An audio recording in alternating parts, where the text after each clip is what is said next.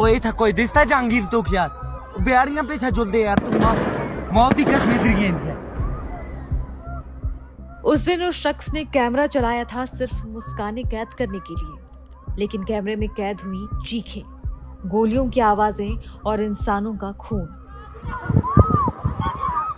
किसी ने नहीं सोचा था कि जो शख्स टूरिस्ट की रील्स बनाता है वही 26 लोगों की मौत का सबसे खामोश गवाह बन जाएगा।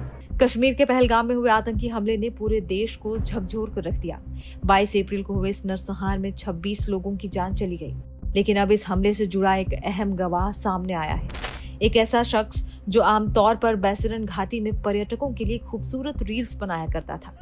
किसी को अंदाजा नहीं था कि एक दिन वही अपने कैमरे में इतिहास की सबसे डरावनी तस्वीरें कैद करेगा।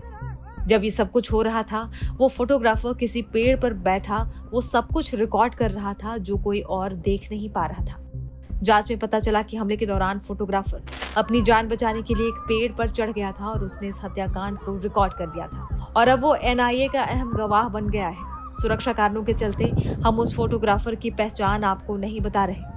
फोटोग्राफर ने जो वीडियो बनाई है उसमें आतंकियों की हरकतें और हमले का भयानक मंजर साफ दिखाई दे रहा है। सूत्रों की माने तो उसकी रिकॉर्डिंग से कई सुराग मिल सकते हैं, जैसे आतंकियों की पहचान, दिशा और हमले की योजना। इस नरसंहार के बाद अब राष्ट्रीय जांच एजेंसी यानी NIA ने इस पूरे मामले की जांच अपने हाथों में ले ली है। आतंकियों की प्लानिंग से लेकर उनके कदमों के निशान तक हर कड़ी को जोड़ा जा रहा है। गृह मंत्रालय के आदेश के बाद NIA ने जांच की औपचारिक शुरुआत कर दी है। 23 अप्रैल से वरिष्ठ अधिकारी मौके पर मौजूद हैं और साक्ष्यों की बारीकी से जांच कर रहे हैं। बैसरन में अब जांच एजेंसियों की हलचल है और टूरिस्ट स्पॉट अब जांच का केंद्र बन चुका है। अब तक की जांच में बड़ा खुलासा ये हुआ है कि आतंकी कोकरनाग के घने जंगलों से निकलकर बैसरन घाटी तक करीब 20 से 22 घंटे तक कठिन और पहाड़ी रास्तों के जरिए आए थे।